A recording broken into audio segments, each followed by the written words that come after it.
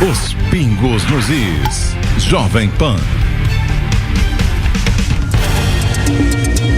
Muito boa noite para você, 18 horas em São Paulo. Seja muito bem-vindo. Começando aqui mais uma edição de Os Pingos nos Is. Fechando a semana nessa noite de sexta-feira, hoje dia 29 de abril de 2022. Estaremos juntos aqui até às 8 da noite. Deixa eu apresentar o nosso time para o programa de hoje. Excepcionalmente, não teremos aqui hoje a presença de Augusto Nunes e José Maria Trindade. O Augusto e o Zé não participam do programa hoje, voltam na semana que vem, mas estão com a gente a Ana Paula Henkel, a Cristina Grêmio e também o Roberto Mota, hoje participando aqui de Os Pingos nos Is. Vamos aos destaques do programa de hoje. Bolsonaro volta a defender legalidade da graça concedida ao deputado federal Daniel Silveira. Alexandre de Moraes nega que vai encerrar inquérito das fake news. E Alckmin ouve Internacional Socialista ao lado de Lula e diz que ficou à vontade. São os destaques desta sexta. Seja bem-vindo, começando Os Pingos nos Is. Opinião. Hora de colocar os pingos nos is. Em entrevista à Rádio Metrópole de Cuiabá, o presidente Jair Bolsonaro falou sobre seu governo, criticou o PT e voltou a explicar a graça dada ao deputado Daniel Silveira. O chefe do executivo não fugiu de sua responsabilidade, mas relembrou da dificuldade que o mundo enfrenta. Se só o Brasil estiver indo mal, pode culpar mim, eu sou o maior responsável. Agora está o mundo todo indo mal. E o nosso Brasil, levando-se em conta vários outros países, no tocante à inflação, em especial o preço de energia, de combustível, não está no topo, está ali na média daqueles que estão sendo aí açoitados por este efeito colateral do fica em casa, de guerras e de falta de água. Acabamos 2019 muito bem, com muita coisa aprovada, muita modernização. Tanto é verdade que terminamos 2020, um ano terrível para o mundo todo, sem déficit, sem diminuição do número de carteiras assinadas no Brasil. Terminamos relativamente bem 2020 na economia, deixando de lado os informais. Você pode ver, havia uma previsão que nós perderíamos no PIB em torno de 10%. Perdemos 4%. Tá? Em 2021, crescemos quase 4%. 2021, terminamos com quase 3 milhões de novas carteiras assinadas aqui no Brasil. Começamos muito bem em 2022. Temos mais de 500 mil novos, mais de 1 milhão, por volta de 1 milhão de novos empregos criados no Brasil. Está se recuperando. Agora, problemas externos acontecem. Bolsonaro também falou sobre os partidos menores que fazem oposição ao seu governo com ações no Supremo Tribunal Federal, sobretudo nas questões ambientais. Os partidos pequenos, quase sem representação, como o PSOL, Rede, entre outros, né? Como eles não conseguem nada dentro da Câmara ou do Senado, eles se utilizam do Poder Judiciário. Você já deu a resposta, tá? Com o ministro Alexandre de Moraes. E a gente espera, olha pra minha cara, a gente espera que ele resolva essa questão. Porque não está prejudicando a mim, Jair Bolsonaro, prejudica o Brasil como um todo. Para problemas temos, né? Legislação ambiental, problemas que essas obras muitas vezes são judicializadas. Mas a gente espera e pede a Deus aí que ilumine a cabeça de todos, né? Em especial as pessoas que decidem o futuro do Brasil. Sem citar diretamente Lula, o presidente criticou o PT e disse que o Brasil não pode retroceder. Agora, o Brasil não pode retroceder, no meu entender. Você pode ver, tem certas pessoas que estão aí se colocando aí na vitrine para disputar eleições, onde vai dizer que onde diz claramente que vai aí valorizar o MST, vai continuar fazendo acordos com outros países para que o BNDES empreste dinheiro para obras no exterior, vai recolher o armamento de todo mundo. Quer dizer, é uma coisa que a gente não consegue entender. O Brasil, apesar dos problemas, levando-se em conta o que acontece no mundo, vai muito bem. Bolsonaro voltou a explicar a graça concedida ao deputado Daniel Silveira e disse que não se trata de uma afronta ao STF. Não se discute que houve um excesso por parte do Supremo Tribunal Federal.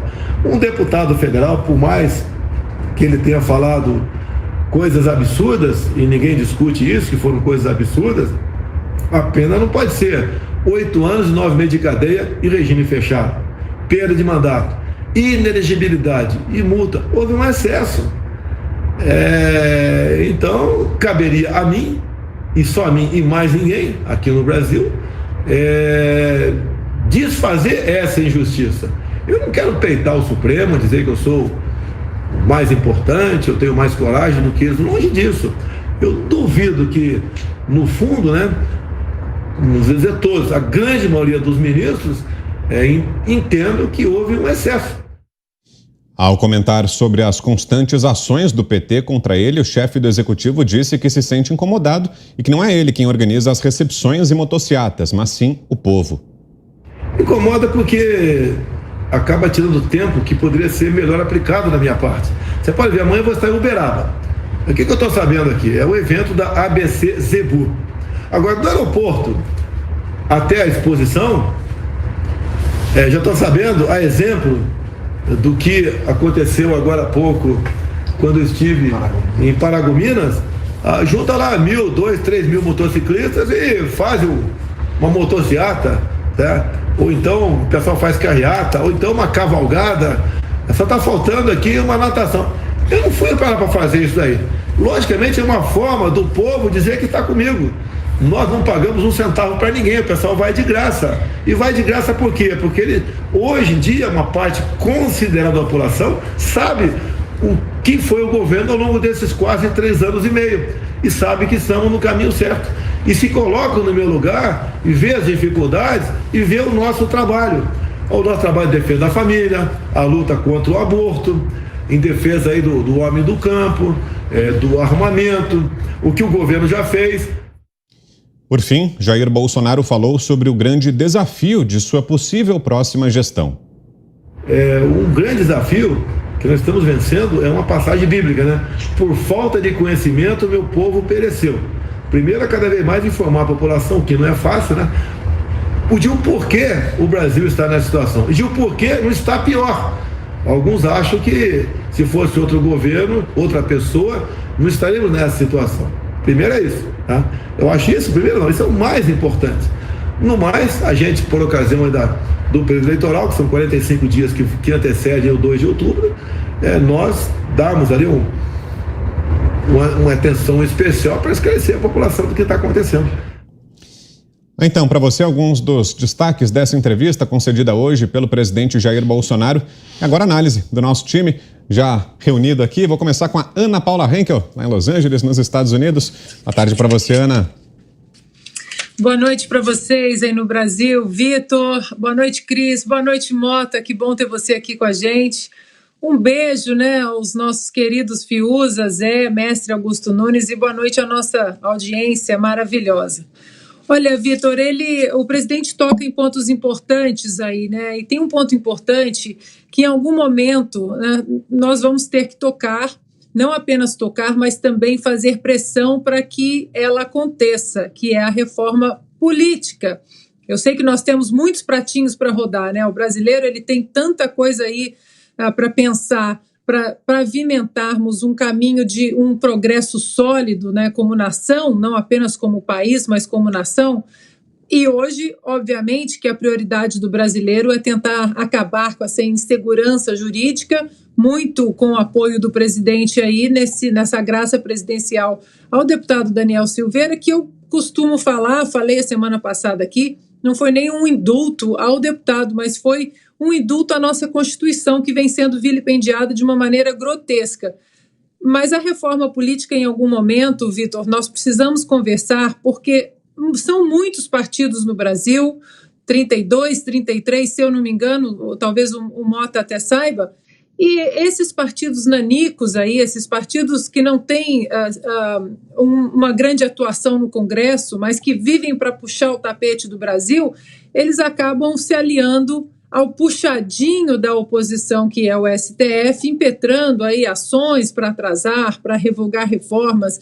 Então não adianta nós falarmos em reformas importantes, como talvez a próxima, uma reforma fiscal, por exemplo, se nós não começarmos a pensar na reforma política, inclusive dentro dessa reforma política começarmos a discutir a obrigatoriedade do voto, ou melhor, a não obrigatoriedade do voto, né? Dentro de uma sociedade justa, democrática, você não tem que ser obrigado a votar, você vota se você quiser, se você se sente preparado para isso. E o que acontece é que esses partidos aí nanicos, eles acabam judicializando tudo. Hoje nós temos no Brasil, que nós vemos todo santo dia, aqui no programa, discutimos o STF, não deveríamos estar discutindo uma corte constitucional, mas virou uma corte política, uma corte criminal, e hoje nós estamos vivendo aí sob essa tutela, né, da judicialização da política. Depois, Vitor, ele fala do Lula, né, do que o Lula vem fazendo. Eu acho importante tocar nesse ponto, e aqui eu faço mais uma vez um paralelo importantíssimo com a política americana, porque o presidente ele cita aí, né, uma passagem bíblica: por falta de conhecimento, meu povo pereceu. Pois bem, Vitor, aqui nos Estados Unidos, o povo americano está perecendo e não foi por falta de conhecimento, porque todos os sinais de tudo que está acontecendo na esfera econômica, sob a administração de Joe Biden, na esfera social, na esfera cultural, tudo foi dito, assim como Lula vem dizendo tudo com todas as letras. Ontem, por exemplo, Joe Biden chegou a falar que as crianças, que os filhos, elas devem ser entregues para a educação direta dos professores, que as crianças não são dos pais. O vídeo está aí circulando na internet e isso, obviamente, que causou um desconforto em vários milhões de pais por todos os estados, independentemente se são republicanos ou democratas. O caminho econômico que Joe Biden vem escolhendo, o caminho da política internacional, de mostrar uma fraqueza como líder, né, do Ocidente, aí, como líder do mundo livre, o caminho no campo energético, da dependência energética, tudo isso foi dito na campanha de Joe Biden e muitos democratas agora dizem: nossa, estou assustado. Como está assustado? Né, foi dito, e a mesma coisa está acontecendo no Brasil. Lula vem dizendo que vai revogar a reforma da Previdência, a reforma trabalhista, o teto dos gastos, que vai implementar e tentar colocar o aborto, um país extremamente cristão, e ele que agora se diz o novo cristão, vai colocar o aborto como política pública de saúde pública feminina. Então, minha gente, está tudo aí. Tudo muito bem claro, muito bem discutido, e agora nós temos, mais tarde vamos falar sobre isso, um cristão, que até dizia cristão até pouco tempo, que até dizia um liberal, que apoiava reformas trabalhistas e reformas importantes econômicas, Geraldo Alckmin, cantando aí o hino do Internacional. Então, está tudo colocado à mesa. O brasileiro tem que aprender a prestar atenção e depois não reclamar do que acontece, porque tudo está sendo dito preto no branco. Opinião agora da Cristina Grêmio, hoje já de volta a Curitiba, né, Cris? Boa noite. Boa noite, Vitor, Ana, Mota, um prazer ter você aqui. Um beijo para o Fiuza de férias, né? Muita gente sempre perguntando no chat. E para o Augusto e o Zé Maria, que estão em compromissos presenciais. Olha, Ana, você tocou no ponto da reforma política. Eu também estava lembrando disso quando ouvia o presidente, mas lembrando principalmente que o nosso Congresso não aprovou as reformas administrativa e tributária, que são importantíssimas. Tenho certeza que o Mota vai comentar melhor até sobre elas. Mas a reforma administrativa, por exemplo, ela começa a pôr fim num patrimonialismo que precisa acabar na República Brasileira. Não dá mais para a gente ficar pagando passagens aéreas internacionais, seguranças, assessores, carro blindado para presidente que cometeu crime de responsabilidade e por isso foi tirado do poder. Para presidente que saqueou o país e por isso foi preso, condenado. Pouco importa se houve aquela manobra no STF para descondenar ali e depois colocar ele de volta à cena política. Foi preso por cometer crimes. Como pode estar sendo sustentado por nós? Como podem juízes que ganham os maiores salários do serviço público do país estarem fora daquele alto escalão, né, do executivo, mas estarem ganhando auxílio moradia ou ganharem auxílio moradia até um tempo atrás e ainda lutarem por isso? É auxílio paletó, é bolsa fruta para desembargador, é bolsa livro, é um absurdo. Os planos de saúde caríssimos, a própria Câmara, então em todos os poderes isso tem que acabar. A reforma administrativa começa a acabar com isso. Não é tudo, mas é um primeiro passo. A reforma tributária nem se fala, né? Do jeito que os tributos brasileiros são, eles inibem o empreendedorismo, inibem a ação produtiva.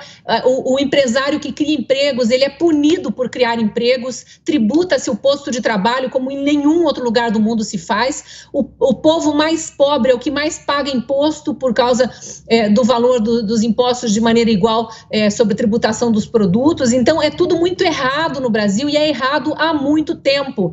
E aí eu acho muito importante que o presidente, numa simples entrevista de rádio que ele vem dando reiteradamente, ele relembre os problemas que foram cometidos, que vieram, né, de forma mais enfática, que foram cometidos pelos governos petistas que estão aí ameaçando de voltar. Assuma que vivemos, sim, problemas ainda, não se sai de um abismo igual ao que o Brasil se enfiou nos governos petistas de uma hora para outra, muito menos enfrentando 2 anos de pandemia e ainda uma guerra mundial que está afetando a economia do mundo inteiro. E é muito importante também que ele lembre que, comparando com o resto do mundo, não estamos tão mal assim. Por quê? Porque a oposição, em franca campanha aí, só bate nessa tecla como que se os problemas que o Brasil vive hoje fossem só do Brasil e fossem só do governo Bolsonaro, o que é uma tremenda de uma falácia. E acho muito importante também que ele relembre um trunfo que ele, só ele tem, presidente Bolsonaro, que é o apoio popular e orgânico. As pessoas vão de graça, ele até brinca, né? Só falta fazer uma maratona de natação, uma maratona aquática para ir recebê-lo em algum lugar, porque é cavalgada, é motociata. Ele até fala ali, atrapalha um pouco os eventos onde eu me comprometo a participar, mas o que eu posso fazer se no meio do caminho tem 1000 motocicletas?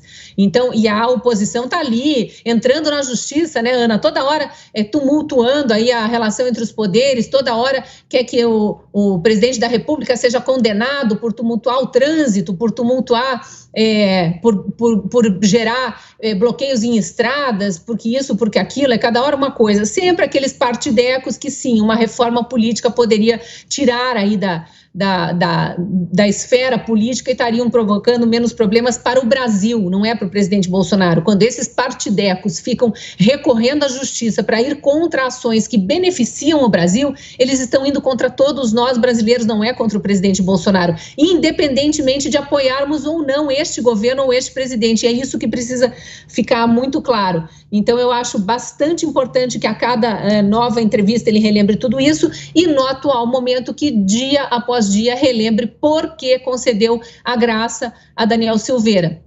Foi, sim, uma tremenda injustiça. Qualquer brasileiro, independentemente do nível de escolaridade, entende aquilo como uma grande injustiça, menos aqueles que estão cegos pelo ódio ao presidente Bolsonaro, a figura do nosso governante, que foi escolhido pela maioria da população e, por isso, merece respeito de todos os brasileiros.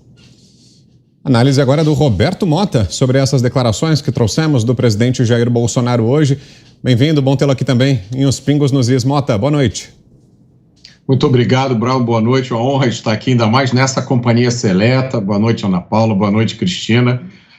Eu queria dar ênfase, né, numa parte da declaração do presidente, que é a pergunta: por que o Brasil está desse jeito?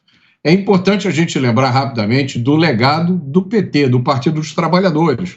Esse legado foi o aparelhamento do Estado brasileiro, o inchaço da máquina pública, os maiores escândalos de corrupção do planeta, a dominação ideológica pela esquerda e pela extrema esquerda em setores absolutamente essenciais como ensino, cultura, entretenimento, até no direito. Um sindicalismo, um ecossistema de sindicalismo pelego, que funciona como instrumento político para a esquerda, e a tragédia da justiça criminal brasileira. A gente acabou de ter um episódio em São Paulo, né? Um rapaz foi morto por um bandido para roubar o celular dele, e essa matéria já passou várias vezes hoje, e eu dei a minha opinião. Me perguntaram o que eu achava do caso, e eu disse: não vai acontecer justiça, não existe hipótese. Esse assassino, em menos de 5 anos, ele estará de volta às ruas. A outra parte do legado, né, da resposta para a pergunta por que o Brasil está desse jeito, a gente precisa lembrar as pessoas: é a pandemia, a maior crise da humanidade, talvez no último século.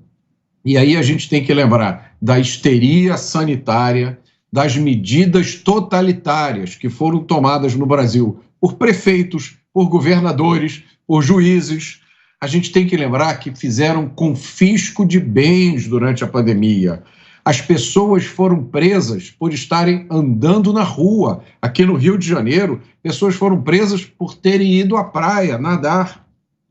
Vamos lembrar do fique em casa, do lockdown, do você está proibido de sair da sua casa, uma medida que é sempre bom lembrar, não está prevista na nossa Constituição fora do estado de sítio. Sem estado de sítio, ninguém poderia ser obrigado a ficar em casa. E o brasileiro foi. E aí, vamos lembrar que o presidente avisou, esse fique em casa vai terminar mal, vai ter consequências sérias. As consequências a gente está vendo agora. O outro lado, a outra consequência dessa pandemia foi desnudar, finalmente, a posição verdadeira do movimento de esquerda. Caiu a máscara. A gente viu, a gente ainda vê a esquerda fazendo a defesa explícita de medidas totalitárias. A defesa, por exemplo, da censura sob o nome fofo de combate à desinformação, combate ao discurso de ódio. Na verdade, é uma tentativa de calar a maioria da população. É uma tentativa de calar as tias do Zap.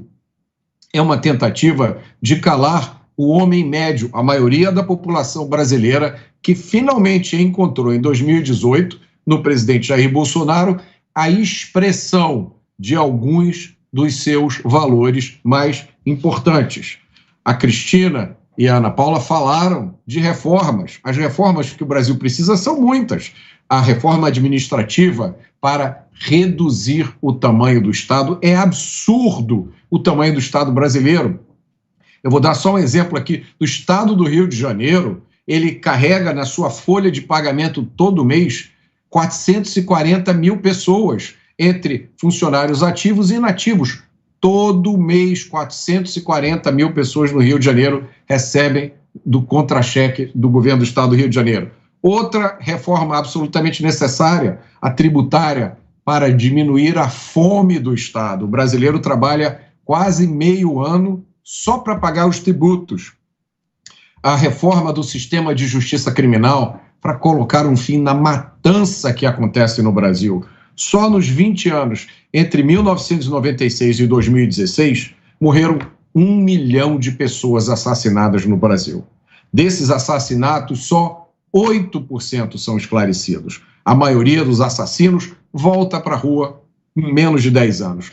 E por último, e eu sei que isso é um sonho arriscado, porque ele corre sempre o risco dele ser capturado por mãos indevidas, mas é a reforma constitucional que a gente está vendo agora, que é absolutamente necessária. Porque até pouco tempo atrás, a gente sabia que a gente tinha uma Constituição ruim. É uma Constituição prolixa, é a segunda maior Constituição do mundo, cheia de enxertos, uma Constituição plena de direitos e onde faltam deveres, mas a gente pelo menos tinha uma Constituição que a gente achava que era mais ou menos respeitada.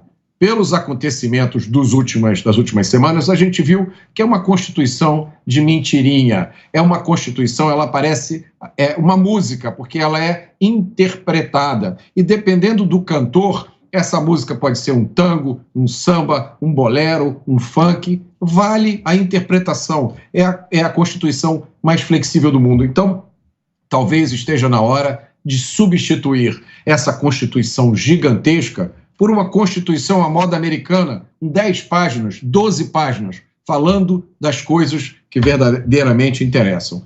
E para encerrar, eu diria que a reforma eleitoral, né, a qual a Ana Paula se referiu, talvez seja a reforma mais importante para que a gente não perca o impulso da mudança que começou em 2018 no Brasil. E nessa reforma eleitoral eu imagino o fim do voto obrigatório, como a Ana Paula falou, o voto distrital, vamos acabar com essa história de voto proporcional que ninguém entende como funciona. O eleitor vai às urnas e ele tem lá centenas ou milhares de candidatos e ele tem que escolher entre aqueles candidatos, o voto acaba sendo um voto desinformado, decidido em cima da hora. Vamos fazer a eleição distrital por distritos. Cada partido lança um candidato. Então, em vez de ter 3 mil candidatos, você tem 32, 33 candidatos. Muito fácil escolher o seu candidato. Vamos possibilitar partidos regionais, vamos acabar com essa herança da época getulista de que os partidos têm que ser nacionais. Exige uma quantidade enorme de dinheiro, uma organização fabulosa, restringe a possibilidade de criação de partidos às mãos de poucas pessoas que têm alcance a esses recursos. E vamos implantar, por último, o recall de mandatos. O político foi eleito. Se ele decepciona os seus eleitores, o eleitor tem que ter a possibilidade de ir na urna e dizer: eu quero tomar esse mandato de volta e dar para outras pessoas.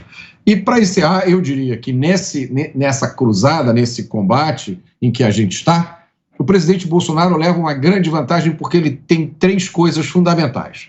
A primeira é uma capacidade única de comunicação com o povo, direto com o homem comum. A segunda coisa que o presidente Bolsonaro tem é o apoio popular. A terceira, e talvez seja mais importante de todas, o presidente está do lado da razão. E juristas encabeçados por Ives Gandra disseram que a graça concedida pelo presidente Jair Bolsonaro ao deputado federal Daniel Silveira é um ato soberano respaldado pela Constituição Federal. Adilson Dalari, Dirceu Haus, Fernando Azevedo, Ivan Sartori, Janaína Pascoal, Mariane dos Santos, Modesto Carvalhosa, Samantha Marques, Sérgio Redó e Gandra assinam o documento. Em nota divulgada nesta quinta-feira, os juristas argumentam que a graça é consolidada no ordenamento jurídico brasileiro, prevista desde a Constituição de 1824. Em trecho do texto, eles declaram, abre aspas, a graça é instituto clássico no ordenamento jurídico brasileiro, previsto desde a Constituição de 1824.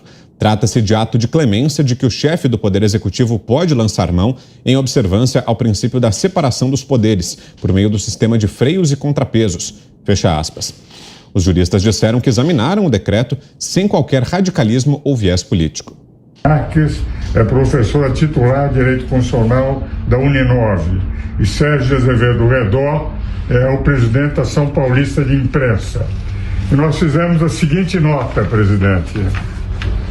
Em razão das discussões acerca da constitucionalidade do decreto do presidente da República que concedeu indulto, entre parênteses, graça, ao deputado federal Daniel Silveira, os professores de direito, abaixo relacionados, se uniram, examinaram o decreto e sem qualquer radicalismo ou viés político, até com o fim de auxiliar na busca da pacificação social, declaram, sob uma perspectiva estritamente jurídica, que o indulto individual ou graça constitui ato soberano do presidente da República, explicitado em sua competência privativa, esculpida no artigo 84, inciso 12, combinado com o artigo 5º, inciso 43 da Constituição Federal de 88. A graça é instituto clássico. A Advocacia Geral da União defendeu, nesta sexta-feira, o perdão concedido pelo presidente Jair Bolsonaro ao deputado Daniel Silveira e disse que a medida não pode ser revista pelo Legislativo, nem pelo Judiciário, nem pelo Legislativo. A manifestação foi enviada à Justiça Federal do Rio de Janeiro em uma ação popular contra o decreto presidencial e o posicionamento da AGU é de que o indulto é um ato soberano. Começo com você, Ana, que nos diz desse documento importante divulgado por esse grupo de juristas. Não, muito importante esse documento, Vitor, até porque o doutor Ives Gandra, e aqui eu recomendo mais uma vez a entrevista que ele deu junto com a deputada Janaína Pascoal e a doutora Tameia Danelon, o nosso querido mestre Augusto Nunes, no Direto ao Ponto, né? Foi exatamente um bate-papo em relação ao que estava acontecendo, ao que está acontecendo no caso Daniel Silveira, mas também a essa interferência teimosa, sistemática e endêmica do judiciário em outras esferas e outras prerrogativas de outros poderes, como no executivo e no legislativo. Então, o doutor Ives Gandra, nessa entrevista com Augusto Nunes, ele mostra ali absoluto e profundo respeito aos ministros do STF, disse que é amigo de alguns ministros ali, mas discorda veementemente dessa linha que eles resolveram seguir, uma linha ativista, uma linha política, uma linha quase militante, né, para não dizer outra palavra.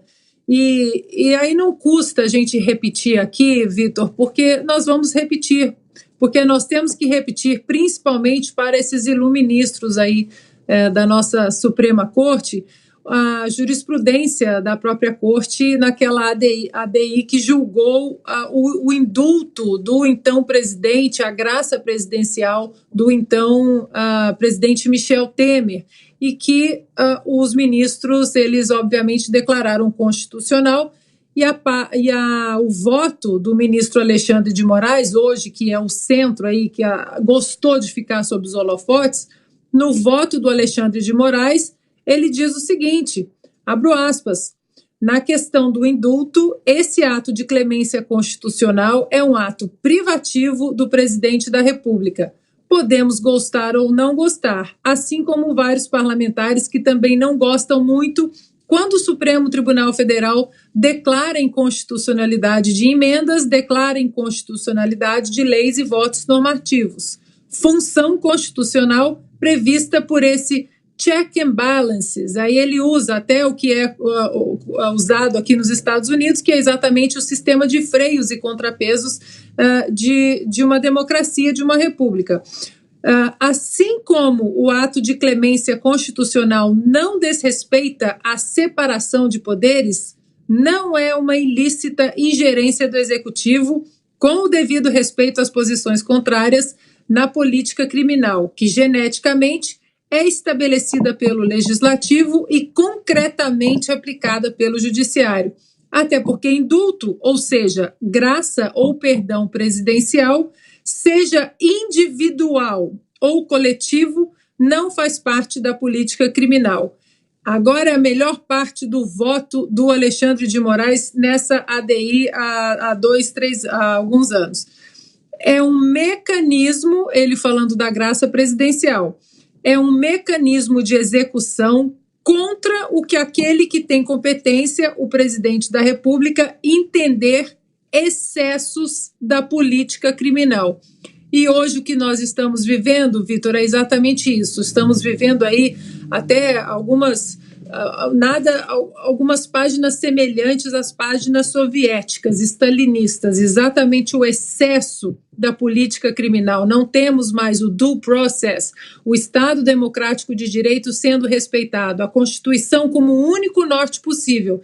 E aqui eu cito novamente porque vale a pena a nossa audiência dar uma pesquisada no juiz Antonin Scalia, aqui dos Estados Unidos, já falecido, mas que era muito respeitado por democratas e republicanos, um juiz originalista, foi indicado à Suprema Corte Americana pelo então presidente Ronald Reagan, e ele dizia que um juiz que está sempre feliz com as suas decisões é um mau juiz, porque ele aplica as suas paixões, os seus desejos políticos e não o que está escrito na Constituição. E como nós vimos até na sessão do julgamento do Daniel Silveira, o ministro Alexandre de Moraes dando risadinha ali com a procuradora ali, a Lindora, eles estão sempre felizes. Eles nunca estão insatisfeitos com alguma decisão que as nossas leis obrigam que eles tomem. Eles estão sempre vilipendiando nossa Constituição, nossa Carta Magna, e estão aí sempre felizes. Eles falam tanto da política americana, do sistema judiciário americano, dos checks and balances, eles vivem falando dos pais fundadores, mas parece que eles esqueceram o preceito mais importante da República Americana, que é exatamente a Constituição como único norte possível. E antes do seu comentário, Cris, mais uma informação, ainda falando sobre essa disputa jurídica em torno do decreto do presidente. A Ordem dos Jornalistas do Brasil apresentou uma petição à ONU rebatendo a posição da Associação Brasileira de Imprensa na questão da graça ao deputado Daniel Silveira. A OJB declarou que não houve violação a direitos humanos nem desrespeito à separação de poderes ou ataques à democracia, ao contrário do que afirmou a ABI. A Ordem também declarou que o posicionamento da Associação de Imprensa, nesse caso, não reflete o pensamento de toda a classe jornalística brasileira. Na petição, a Ordem dos Jornalistas do Brasil argumenta que os 3 últimos presidentes do Brasil também concederam indultos, mas para condenados por corrupção, ao passo que Daniel Silveira teve seu direito de defesa cerceado ao não poder estar presente em seu julgamento, ferindo assim o Pacto Internacional sobre Direitos Civis e Políticos da ONU. Cristina Grêmio, 3 minutos, Cris. É muito importante, né, que a verdade venha à tona e que os que têm também a verdade não fiquem calados, amedrontados por essa turba barulhenta aí que insiste em tomar, em saquear o Estado brasileiro ou apoiar saqueadores, como é o caso, por exemplo, de uma parte dos advogados do Brasil que está absolutamente ideologizada e que fez aquele parecer também alegando inconstitucionalidade numa prerrogativa do presidente da República, que, como você bem lembrou aí, Vitor, outros presidentes usaram, inclusive os presidentes que eles apoiam até hoje, né? E aí, lembrando, a ABI está dividida, agora usam a palavra polarização, né? Então, vamos lá. Como a Associação Brasileira de Imprensa também se partidarizou, se bandeou para o lado da esquerda de forma descarada e absurda, porque jornalista precisaria, por prerrogativa de função, ser imparcial.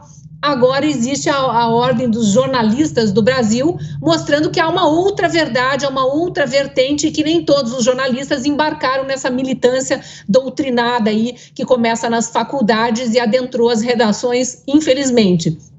Também na Ordem dos Advogados do Brasil ocorreu um movimento semelhante nos últimos anos. E veja, assim como esses juristas fizeram questão de dizer ao presidente da República e emitir uma nota para a sociedade brasileira de que a graça ou o indulto constitucional presidencial são sim constitucionais e prerrogativas do presidente, também a Ordem dos Advogados Conservadores do Brasil, da qual fazem parte quase 1.400 advogados, emitiu ontem uma nota de esclarecimento sobre o indulto com o mesmo teor do que dizem Ives Gandra Martins, Janaína Pascoal, Modesto Carvalhosa, esses outros juristas aí que a gente viu agora há pouco no teu anúncio aí.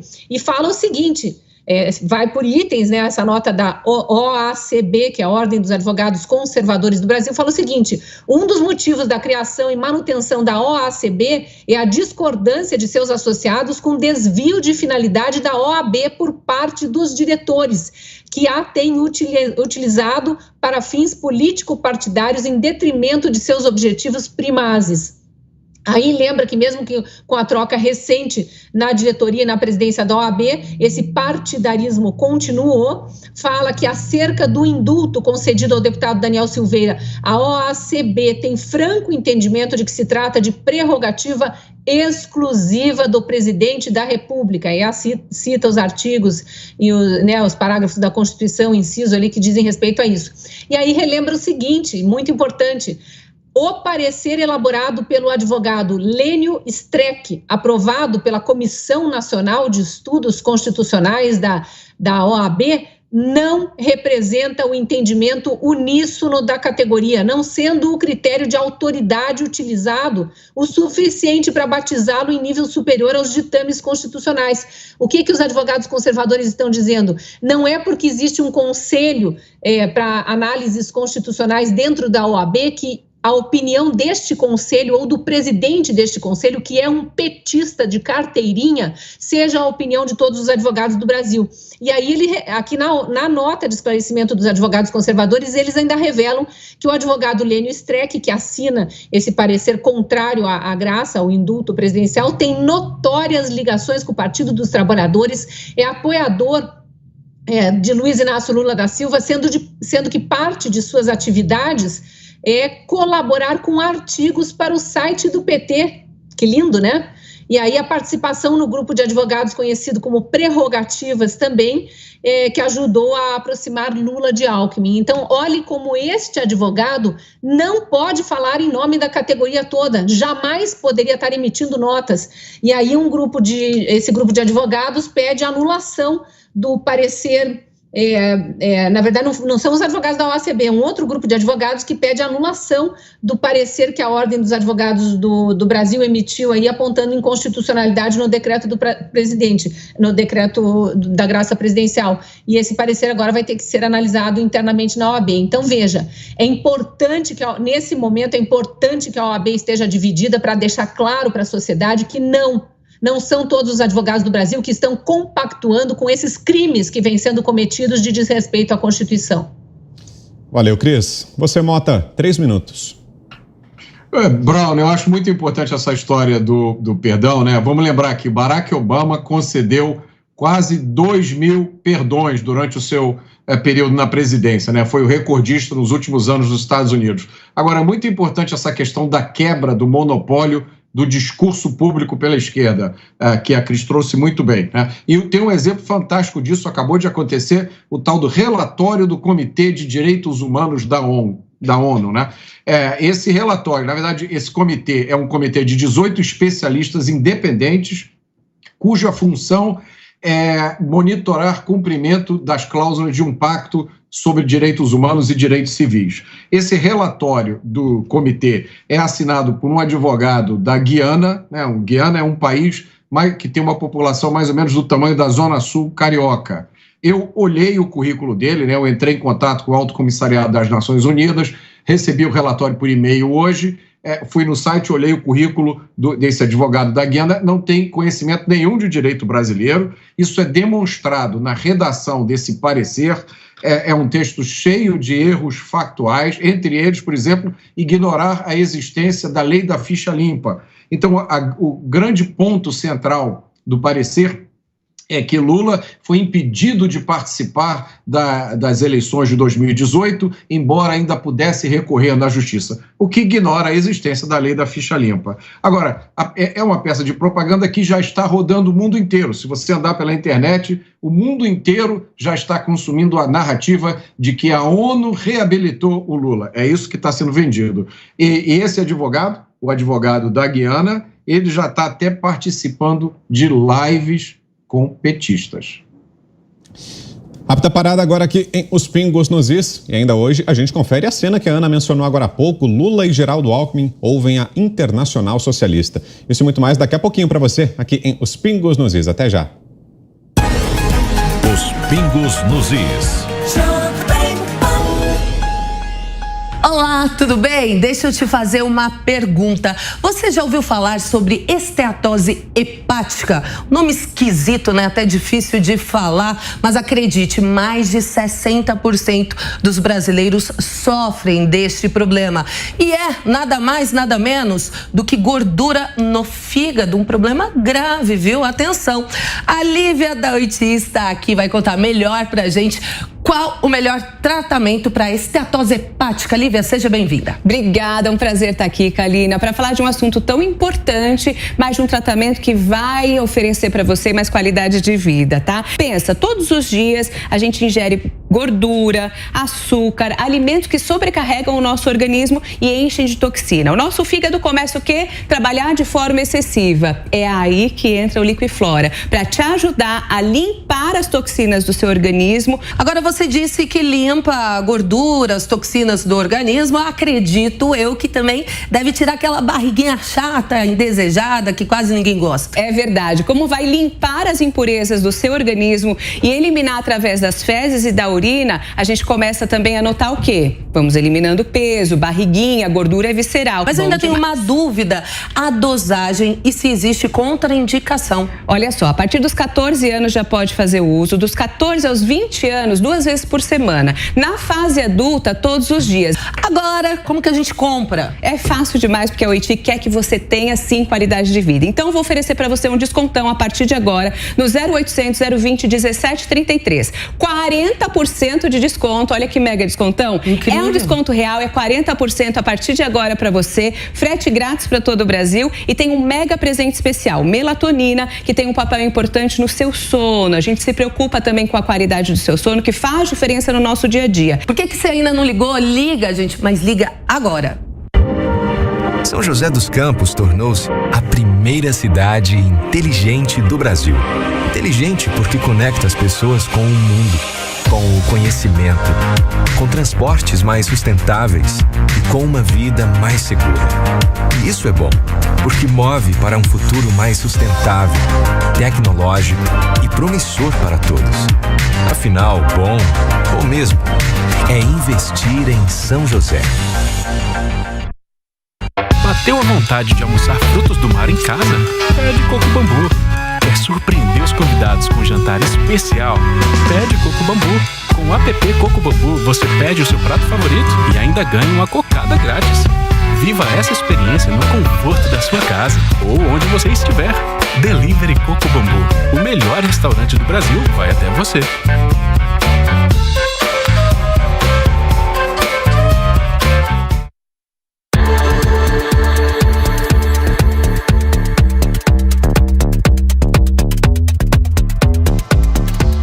De volta para você aqui com os Pingos nos Is, na noite desta sexta-feira, e a gente traz aqui para você agora a nossa enquete. Já está no ar a pergunta de hoje, como sempre lá no site da Jovem Pan.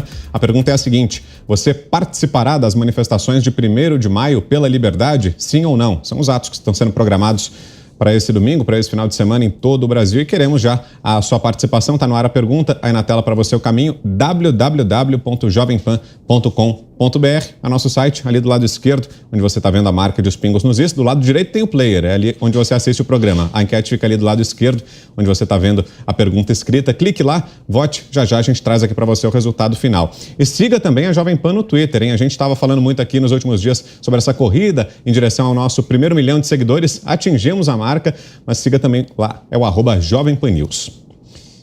E a gente fala agora sobre a guerra na Ucrânia. Vamos fazer contato aqui mais uma vez com o nosso correspondente na guerra lá na Ucrânia, correspondente da Jovem Pan, Luiz Kawaguchi, está de volta aqui aos Pingos nos Is. E para falar também de um episódio triste, um episódio tenso pelo qual o Kawaguchi passou essa semana. Você deve ter acompanhado aqui ao longo da programação da Jovem Pan. O carro em que o Kawaguchi estava foi atingido por uma bomba. E antes de a gente conversar com o Kawaguchi, ele já estava posicionado, vai conversar ao vivo com a gente direto da Ucrânia. Nós vamos assistir a reportagem que ele mandou pra gente. Na volta a gente conversa então, vamos acompanhar. A gente pode ver que no caminho há marcas de artilharia na estrada.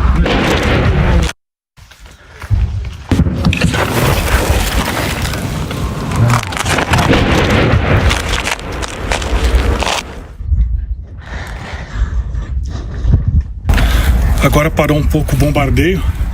A gente está esperando uma oportunidade de conseguir deixar essa região aqui em segurança.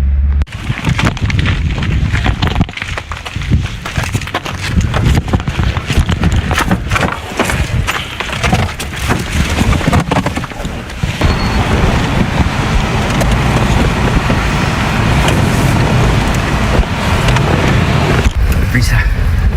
Esta zona. Vamos a ir corriendo rápidamente.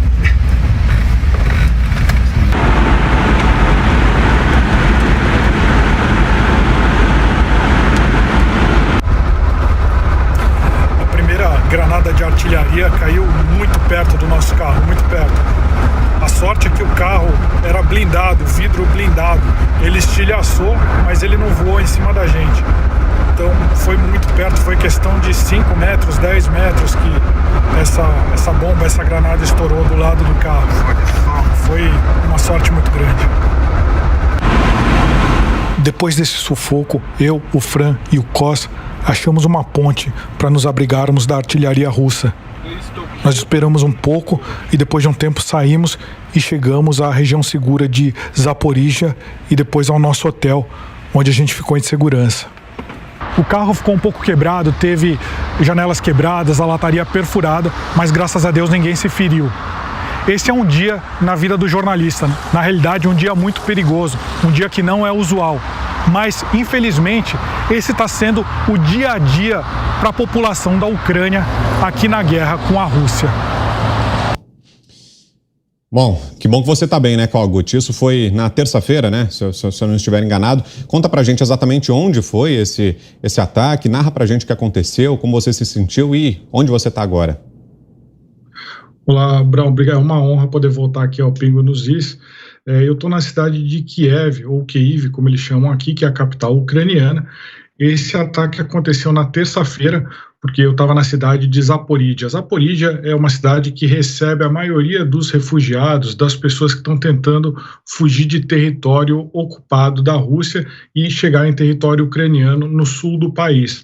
Ela fica a 200 quilômetros daquela cidade de Mariupol, que ficou muito famosa aqui na guerra por estar tendo uma grande campanha russa, uma grande ofensiva russa, e agora eles estão lá num pedacinho de 11 quilômetros quadrados, os ucranianos tentando resistir ainda. Então eu estava tentando chegar com colegas jornalistas internacionais numa cidade que fica na chamada Terra de Ninguém, ou Zona Zero, que é exatamente o território que fica entre a linha de frente ucraniana e a linha de frente russa. Então estava tentando ter uma série de cidades que estão nessa chamada Terra de Ninguém, e a população está sofrendo demais, porque recebe tiro de artilharia de um lado, do outro, fica submetido a um perigo gigantesco. Então eu e os jornalistas, um ucraniano e um espanhol, a gente estava tentando chegar numa dessas cidades, só que quando a gente estava se aproximando dessa cidade, a gente não sabia que ela já estava tomada pelos russos. E quando a gente estava passando pela última linha de controle, o checkpoint que a gente fala dos ucranianos, logo que a gente passou por esse checkpoint, a gente já começou a ser bombardeado pelos russos. Então, provavelmente, o que caiu do lado do nosso carro foi uma granada de morteiro. E, graças a Deus, aí ninguém dentro do carro se feriu. A granada de morteiro, ela tem uma característica de não ser tão mortal quanto uma granada de artilharia pesada, por exemplo. Talvez se a arma usada fosse de um calibre um pouco maior, a gente não teria sobrevivido a esse ataque, porque ela atingiu a rodovia a menos de 10 metros do carro onde a gente estava. Aí a janela estilhaçou, teve diversos furos na lataria aí por conta de estilhaços, e o que eu queria chamar a atenção é que a gente vê na imagem, o nosso carro ele estava identificado como imprensa, tanto em inglês quanto em russo. Então, era um carro visivelmente de não combatentes, de civis, e eu não consegui gravar a primeira explosão, na verdade a explosão mais forte, que foi mais perto do carro, mas tinha outros 3 carros de civis, de refugiados também, e evidentemente aquela tropa russa, ela estava mirando ali no ponto de controle que a gente estava passando, e não se preocupou de terem carros de civis ali. Então, o que me chamou a atenção e o que me chocou é que quando eu estava no começo mais da cobertura, a gente ouvia relatos de que as tropas russas estariam atirando contra civis. Mas eu senti na pele dessa vez, aquela granada ela estava destinada ao nosso carro. Felizmente, se tivesse sido um tiro direto, se ela tivesse caído diretamente no carro, as consequências teriam sido aí muito piores, né? Também, fazendo o outro lado, a gente sabe que tropas ucranianas, elas por vezes se escondem dentro de casas, de prédios, de civis, até para se esconderem, não serem bombardeadas pelos russos. Então eles deixaram os quartéis oficiais e fizeram as suas bases dentro de edifícios civis. E um outro fator, a Ucrânia começou a distribuir armas para a população civil resistir também. Então, por conta disso, a Rússia não está mais fazendo diferença, não está mais não está ligando se vai acertar em civis ou em militares, não tem mais essa preocupação de preservar os civis, pelo que eu vi, indo à linha de frente, ao campo, a chamada Terra de Ninguém, no campo de batalha. Era isso que me chocou e que eu queria discutir aqui com vocês. Kawaguchi, mais uma pergunta, agora da Ana Paula Henkel. Diga, Ana. Boa noite, Kawaguchi. Bom, primeiro, que bom, né, que você está bem, que você está salvo. Que susto, não só para vocês aí presenciando, testemunhando isso tudo da maneira física, mas para nós, né, aqui do outro lado, que sempre estamos aí pensando em você, enaltecendo o seu trabalho. Então, mais uma vez, obrigada pela coragem de estar aí na linha do front, né, aí para transmitir o que está acontecendo aí. Até porque, Kawaguchi, isso faz parte até da minha pergunta. Ainda chegam informações muito confusas, daquelas que são difíceis de você checar. Nós sabemos que a Ucrânia coloca informações aí na internet, os russos também. Dentro desse contexto das informações que você pode passar aí, os ucranianos passam as informações de que as tropas russas estão sofrendo baixas consideráveis. Os russos negam. Nesse sentido militar, aí até para olhar para o futuro da guerra, o que realmente está acontecendo com as tropas russas em algumas cidades importantes? É verdade que há baixas pesadas no exército russo? Olá, Ana Paula, é uma honra poder falar contigo, obrigado pelas palavras. De fato, está tendo muitas baixas dos russos, mas também está tendo muitas baixas dos ucranianos. Os ucranianos não admitem isso, mas eles estão tendo muitas baixas. Quando eu fiz essa viagem à linha de frente, o que eu senti foi que está havendo muita troca de artilharia, ou seja, as tropas, a infantaria, a cavalaria, que são os carros de combate, né, os tanques de guerra, os chamados tanques de guerra, eles ainda não estão avançando na grande ofensiva que a gente estava esperando na região de Donbás, na região mais ao sul do país onde eu estive. Eles não estão, as tropas terrestres não estão avançando com aquela velocidade que os analistas ocidentais previram que iria acontecer. Mas isso não significa que a guerra ela está mais tranquila ou menos violenta. Está tendo muita troca de fogo de artilharia, tanto de um lado quanto de outro. Então, o que eu vi quando cheguei ali na linha de frente foi a Rússia avançando a cada dia. Ela está tomando, cada dia ela está tomando novas vilas. Primeiro ela bate essa vila por vários dias com fogo de artilharia e depois as suas tropas vão avançando. Elas primeiro fazem algumas patrulhas, entram nessas vilas, depois saem, entram de novo, até que vem o exército russo e vai tomando essas vilas e vai empurrando o ucraniano cada vez mais para dentro do seu território.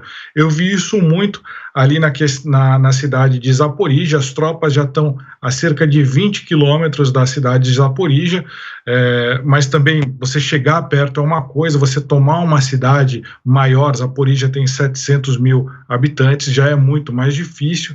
Então eu acho que a gente tem essa percepção, talvez assim como aconteceu no início da guerra na capital ucraniana, em que esperava-se que a capital Kiev fosse tomada em poucos dias, alguns analistas falavam até em poucas horas, ela se tornou não uma guerra de movimento, mas uma guerra de atrito, ou seja, você tem muita violência para avançar num território muito pequenininho.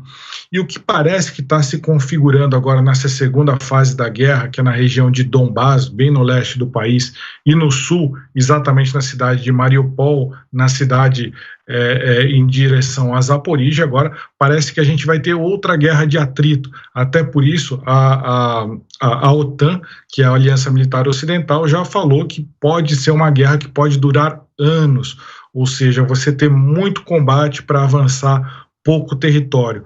Quanto a quantas tropas foram perdidas, existem muitas estimativas. Por exemplo, a Ucrânia diz que os russos já perderam mais de 20 mil soldados.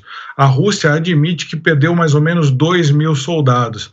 A OTAN fala que a verdade está mais ou menos ali no meio, que entre 10 mil soldados.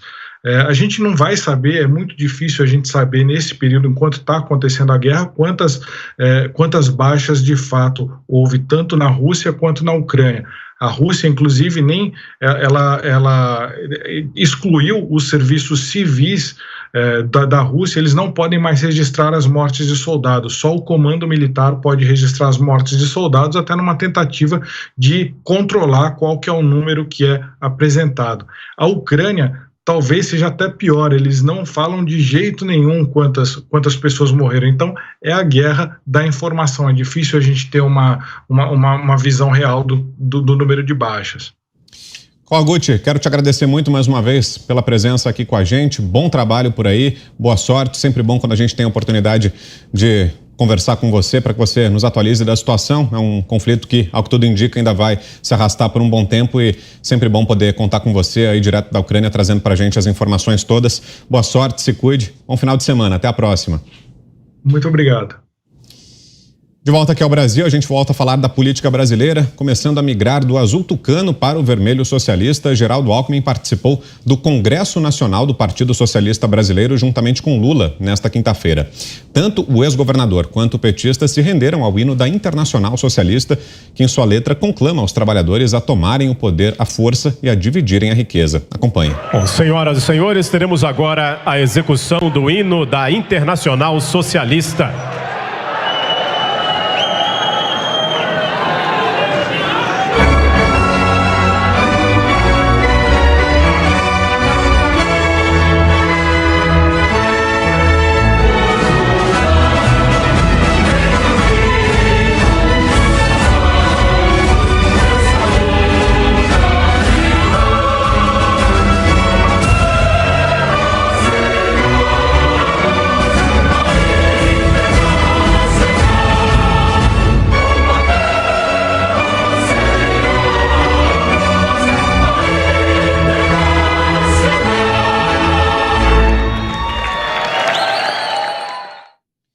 Em seu discurso, Lula disse que a fome e a falta d'água no Nordeste eram questões de vergonha na cara e tentou minimizar os 16 anos de obras inacabadas da transposição do Rio São Francisco. Nordeste não era pobre por conta de algo intransponível, que a fome não era um fenômeno da natureza, que a falta d'água não era um fenômeno da natureza. Nós conseguimos provar que a fome, a falta d'água, o desemprego, a evasão escolar no Nordeste era falta de vergonha na cara das pessoas que governavam esse país durante tantos e tantos anos. Fizemos um canal de quase 640 quilômetros, que era para estar pronto bem logo depois que eu deixei o governo. E ele ficou pronto agora. O petista ainda assumiu a prática do populismo e que vai interferir nos preços de quaisquer produtos se sentir necessidade. E se for necessário, o governo vai estabelecer preço mínimo. E se for necessário, o PT vai fazer estoque através da Conab para que a gente possa regular o preço. Por fim, Lula ignorou sua própria fala em que defendeu empréstimos a ditaduras amigas de seu governo e disse que quer usar o BNDES para empresas de menor porte. Nós temos que provocar a inteligência do nosso povo e vamos ter que transformar o BNDES não num banco para emprestar dinheiro para grandes empresas. O BNDES vai ter que voltar a ter uma carteira para pequeno e médio empresário brasileiro para gerar os empregos que nós precisamos. Cristina Grêmio, 3 minutos, Cris. É muito hipócrita, né? Como é hipócrita. Ele que fez os campeões nacionais, vamos citar apenas um, o Joesley Batista, da JBS, que todo mundo, até para desprezar, diz que era um açougueirozinho, com todo respeito aos açougueiros. Era um açougueiro e virou o maior produtor de proteína animal do mundo com dinheiro do BNDES. Agora vem falar em temos que incentivar empresas de menor porte só porque o presidente Bolsonaro está fazendo isso? Agora ele viu que funciona? É uma piada, né, de muito mau gosto. Aí ele vem lá falar da água no Nordeste, né? Olha, é rir para não chorar. Vergonha na cara das pessoas que governavam o país antes de mim. Eu fiz um canal de 640 quilômetros que era para estar pronto logo depois que eu deixei o governo e ficou pronto agora. Ops, esqueceu de dizer que ele deixou uma sucessora no governo? Lula, Você jogou a Dilma para as costas dos brasileiros. Nós tivemos que aguentar aquele governo desastrado, a pior recessão da história do Brasil, que já tem 522 anos, foi na mão da sua sucessora. E fingiu que não existiu esse governo? Ai, era para ter ficado pronto logo depois do meu governo. Olha, faltou vergonha na cara no governo petista também, no seu e no dela. Vergonha na cara que você joga em cima dos outros governos também se prolongou durante o governo PT. E olha que estranho, em 3 anos, o presidente Bolsonaro, enfrentando 2 anos de pandemia e agora uma guerra, conseguiu levar essa água para o Nordeste. Está conseguindo, ele sim, minimizar o problema da fome, que é antigo, é verdade, mas não foi resolvido no seu governo, como o senhor alardeia aí falaciosamente. Não foi resolvido. Agora, o governo Bolsonaro, com o apoio do Congresso, conseguiu aprovar um Auxílio Brasil de R$400, e esse sim, não só auxiliou na pandemia, o auxílio emergencial, depois foi aumentado após a pandemia, ou quando a pandemia amenizou, e agora é permanente, R$400. Faltou vergonha na sua cara de dar um Auxílio Brasil maior na sua época? O que houve? Ou sobrava dinheiro para as ditaduras amigas e faltava para o brasileiro do Nordeste? Não adianta que o povo do Nordeste também acordou. O povo do Nordeste está aqui no chat, falando de onde é e dizendo que apoia o governo atual, porque agora entendeu o que acontecia no Nordeste. Agora o Nordeste tem água, tem energia limpa chegando ao Nordeste, tem escola melhor, tem programas, tem escola cívico-militar que a população quer porque tem mais disciplina, não tem ideologia dentro do ensino público. E tem também o combate à fome, que o senhor disse que nos governos anteriores não havia. Havia em governos anteriores em menor escala, no seu deu um salto, mas não resolveu, pare de mentir, e agora também não resolveu, mas está melhorando apesar da pandemia. Valeu, Cris. E mais uma vez o convite aqui para que você participe da nossa enquete. Continua no ar a pergunta. A gente volta a falar daqui a pouquinho sobre essa cena que exibimos aí de Lula e Geraldo Alckmin emocionados com a Internacional Socialista. Mas enquanto isso, vá participando lá da nossa enquete. A pergunta é exatamente: você participará das manifestações de 1º de maio pela liberdade? Sim ou não? São as alternativas. Você vota lá no nosso site, ao www.jovempan.com.br. Daqui a pouquinho, no final do programa, a gente traz para você o resultado final. Enquanto isso, vá participando também pelo Twitter. Siga lá o perfil da Jovem Pan, @JovemPanNews, e vá participando por lá também com a gente aqui sempre de Os Pingos nos Is. Roberto Mota, queremos te ouvir também, Mota, sobre a cena que destacamos há pouco, Lula e Geraldo Alckmin acompanhando a Internacional Socialista. Temos 3 minutos, Mota. Não, uma vergonha. Não foi só o Alckmin, vários outros políticos aí que é fácil identificar nessa cena, escutando uma música que celebra uma ideologia promotora da miséria, da tortura, de campos de concentração, de fome, de massacres. Eu vi o Alckmin que disse que o PT queria voltar à cena do crime. Eu vi aí também 2 deputados cariocas que estão nessa cena agora aí. Um do lado direito foi o promotor da ADPF 635, pela qual o STF suspendeu as operações policiais nas favelas cariocas. Estão suspensas desde junho de 2020 até hoje. O outro que está bebendo água nessa cena é promotor de ataques à instituição policial e também do socialismo na piscina do Copacabana Palace, porque essa é a verdadeira natureza dos socialistas. O Lula falando de educação dá arrepios. O Lula da esquerda, da extrema esquerda, que manteve as escolas fechadas por mais de 1 ano, mesmo diante do fato de que o risco das crianças pegarem Covid era baixíssimo. Em nome da ideologia, do ataque ao governo, do sectarismo, mantiveram as crianças longe da escola. Para encerrar, eu faço o comentário da dona Zefinha, que trabalha aqui no prédio onde eu moro. Ela me encontrou hoje e disse: seu Roberto, não é possível que esse Lula está achando que vai chegar em algum lugar. Essa época já passou. Hoje os pobres têm informação. Eles sabem o que está acontecendo. E é por isso que fazem tanto esforço para calar a nossa voz e para calar a mídia social. Porque todo mundo hoje sabe o que está acontecendo. Para a gente fechar, Ana, 3 minutinhos. Bom, primeiro, que desconforto, né? Que vergonha aí você vê o Alckmin cantando, levantando para a Internacional Socialista e nosso hino não foi tocado, porque essa gente quer mesmo o Brasil aí, eu não diria vestido, mas fantasiado de vermelho, porque eles precisam usar o Brasil, os cidadãos brasileiros, a nação brasileira, como engrenagens desse projeto de poder que eles querem que continue. Saíram, né? Houve aí um tropeço, o tropeço começou exatamente pela pessoa que a Cris mencionou, o ex-presidiário esqueceu, né? A dona Dilma entrou aí e conseguiu afundar o que já não vinha muito bem. E eu estava vendo no chat aqui, Brown, e as pessoas, muita gente pergunta, mas por que vocês colocam o Lula? Por que vocês ficam mostrando o que ele fala?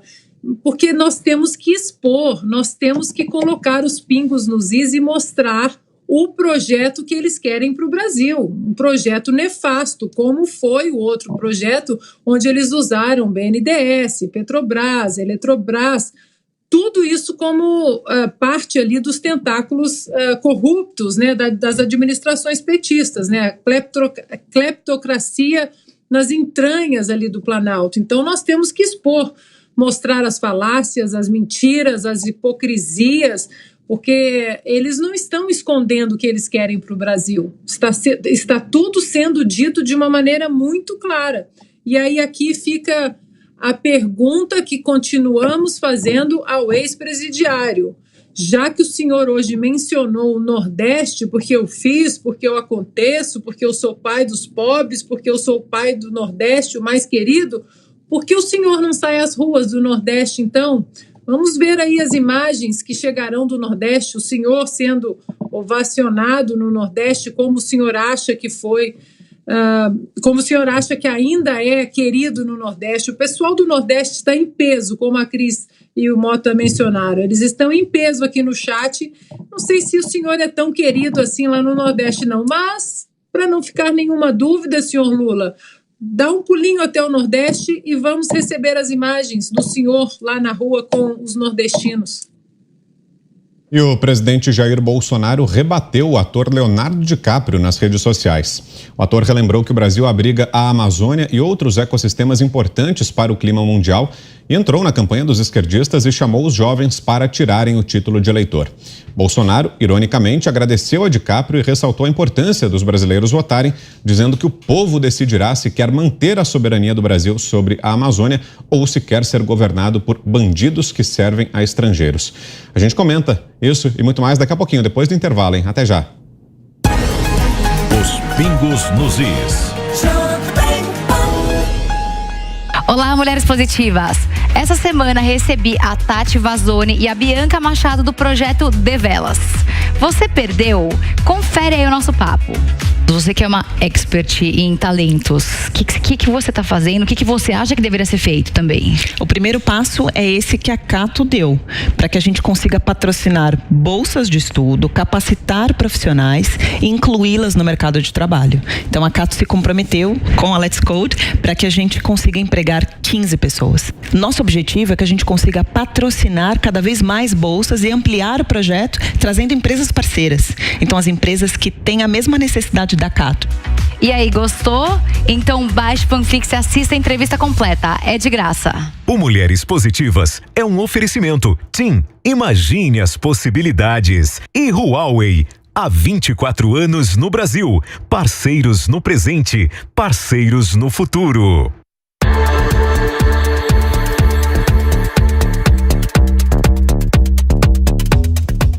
Estamos de volta aqui com os pingos nos is e a gente repercute então o tema que trouxemos aqui no bloco anterior, a postagem do presidente Jair Bolsonaro rebatendo o ator Leonardo DiCaprio.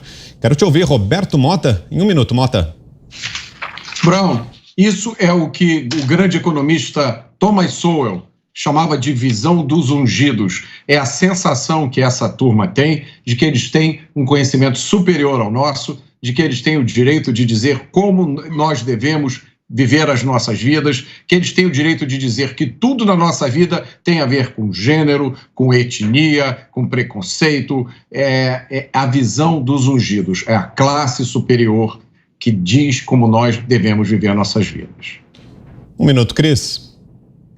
muito importante, né, o presidente rebater e rebater de imediato. A gente mostrou aí o tweet traduzido, mas ele rebateu em inglês. Ele deixou bem claro para Leonardo DiCaprio e seus seguidores fora do Brasil que não é assim como ele está pensando, que não é ele, Leonardo DiCaprio, que vai levar nossos jovens para as urnas para votarem, para bandido voltar a entregar a Amazônia para estrangeiro. Não, os nossos jovens estão conscientes e politizados também, seus pais também, está todo mundo bem informado, como a gente mostrou aí agora há pouco, e as pessoas estão acompanhando pela internet o que efetivamente acontece no Brasil, estão sabendo que ONGs estrangeiras tentam tirar nossas riquezas e levar para patentear lá fora, e que presidentes estrangeiros, a exemplo de Macron, combatem o Brasil e querem tirar a soberania do Brasil sobre a Amazônia e querem destruir nosso agronegócio por meras questões comerciais. Então não é o bonitinho de Hollywood que vai conseguir convencer nossos jovens aí na conversinha que ele caiu. Aqui a gente está bem informado, ninguém é trouxa e a gente sabe muito bem a quem pertence a Amazônia.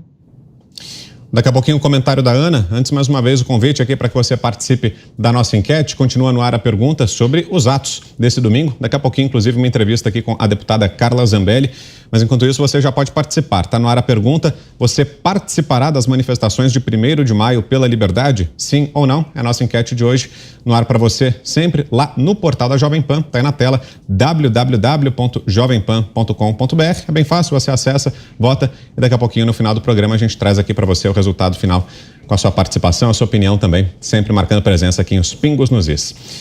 Você, Ana, para a gente fechar nosso giro aqui sobre essa postagem do presidente Jair Bolsonaro. 1 minuto, Ana. Bom, primeiro o Leonardo DiCaprio, ele que tão preocupado aí com o meio ambiente, ele vive de jatinho, para baixo e para cima, né? E ele que é tão preocupado também com a pobreza mundial, as empresas da bolha hedonista de Hollywood, elas não ficam aqui na Califórnia, onde os impostos são altíssimos. Eles moram aqui na Califórnia, bebem e aproveitam da fonte hollywoodiana, que hoje é completamente irrelevante para o americano pagador de impostos, mas as empresas eles tiram daqui para outros estados que apresentam aí descontos e fiscais, né, para esse tipo de empresa. Agora, o melhor do tweet do Bolsonaro, do presidente Bolsonaro, foi exatamente o tweet seguinte. Ele primeiro, no tweet que nós mostramos, ele fala sobre a soberania da Amazônia, né, e sobre tirar o título de eleitor no Brasil, mas o tweet seguinte, ele coloca uma foto que o Leonardo DiCaprio publicou em 2019 sobre as queimadas da Amazônia, e o presidente Bolsonaro também tuita em inglês. Aliás, a foto que você postou para falar sobre as queimadas na Amazônia em 2019 é de 2003. Tem gente querendo prender brasileiros que cometem esse tipo de erro aqui em nosso país. Mas eu sou contra essa ideia tirânica. Então eu te perdoo. Abraços do Brasil. Valeu, Ana. E apoiadores do presidente Jair Bolsonaro se mobilizam e vão realizar um ato pela liberdade no feriado do próximo domingo, 1º de maio, quando se comemora o Dia do Trabalho. O evento terá concentração às 14h na Avenida Paulista, em frente ao MASP, onde ao menos 5 carros de som são esperados. E estamos recebendo, para a gente falar um pouco mais sobre esses atos de domingo, a deputada Carla Zambelli, que está aqui com a gente aqui no nosso estúdio. Deputada que tem participado também da convocação para esses atos de domingo, né? Boa noite, deputada. Bem-vinda. Prazer tê-la aqui. Prazer é meu, Vitor. Um prazer estar aqui e boa noite a todos os telespectadores. Qual é a expectativa, deputada, para esse ato de domingo? E queria que a senhora detalhasse para a gente exatamente a pauta. Quais são as reivindicações? O que é que vai estar em discussão nesse movimento? Olha, o tema que eu pretendo levar, Vitor, tem a ver com o PL que a gente apresentou essa semana, o PL da Liberdade, pedindo anistia a todas as pessoas que cometeram esse crime de opinião e que está sendo processado pelo STF, tanto nos atos antidemocráticos quanto no inquérito das fake news. E várias pessoas foram processadas durante esse período, principalmente caminhoneiros, jornalistas, youtubers, deputados também, inclusive ex-deputado federal como Roberto Jefferson. E o mais interessante é que vários deles não têm foro privilegiado. E anteontem, o Lewandowski negou a notícia crime que eu entreguei no STF contra o Lula, e um dos motivos pelo qual ele negou foi o fato de que Lula não tem foro privilegiado. Interessante, o foro passou a valer novamente, ou seja, eles já poderiam até arquivar esses inquéritos das pessoas que não têm foro privilegiado. mas fato é, quando interessa a eles, eles colocam contra pessoas que não têm foro, e quando interessa também nega, quando é o caso do Lula. Então, uma das coisas que a gente pretende levar à Paulista é esse PL, que a gente protocolou nessa semana. São 72 deputados autores do projeto e que pretende dar anistia a todas as pessoas que estão sendo processadas por suas opiniões e excluindo pessoas que fizeram algum tipo de lesão corporal, dano ao patrimônio público ou privado, ou coisas mais graves, né, como crimes hediondos, atos terroristas, etc. Deputada, a pergunta agora é da Cristina Gremel. Oi, deputada, boa noite, prazer conversar com você, te vendo aí no estúdio agora. A gente está ouvindo falar de organização de atos de 1º de maio por todas as capitais praticamente. Você tem alguma informação sobre os outros estados, como é que está a mobilização? Tenho sim, Cris. A gente tem atos, por exemplo, no Rio de Janeiro, no Posto 9 de manhã, Alagoas também, já fiz até vídeo para eles, Teresina, no Piauí, às 9 horas, na Ponte Estaiada, Rio Grande do Sul também vai estar, Porto Alegre, Belo Horizonte. Enfim, acho que todas as capitais devem sair e também alguns interiores. Conversei com pessoas de movimentos, a maioria dos movimentos é República de Curitiba, um movimento nas ruas, e pessoas também que não são de movimentos, mas que estão preparando seus atos pela democracia. Tem gente fazendo carreata quando é uma cidade que não comporta muito uma manifestação, e gente também vindo a São Paulo, né? É natural que as pessoas do entorno de São Paulo venham para cá. Então, por isso o Vitor disse, são 5 caminhões, entre eles o Movimento nas Ruas, República de Curitiba, também tem o Malta Jones, que já fez algumas manifestações anteriores, até me convidou para o caminhão dele. E o mais bacana de tudo, falei com o Daniel Silveira, ele vai vir do Rio de Janeiro, ele participa de manhã, parece que ele vai em Niterói, depois do Rio ele vem para cá, para Paulista, e participa comigo das manifestações aqui na Paulista. E o presidente Bolsonaro? Tem alguma informação, deputado? Tenho uma prévia, né, da informação. Ele não virá a manifestação, porque toda vez que ele vem é um trabalho muito grande para a gente organizar a segurança. Da vez passada, muita gente quis entrar, ficou bastante lotado, teve gente até passando mal por conta de não poder entrar com garrafa d'água. A gente distribuiu água, mas nunca é suficiente. Então, ele deve participar de maneira remota, né, por vídeo, provavelmente de um dos caminhões. A pergunta agora é do Roberto Mota. Deputada, boa tarde, é um prazer revê-la, embora por longa distância. Quero lhe cumprimentar pelo seu trabalho. A senhora está tendo uma brilhante trajetória, né? E nos representa a nossa voz.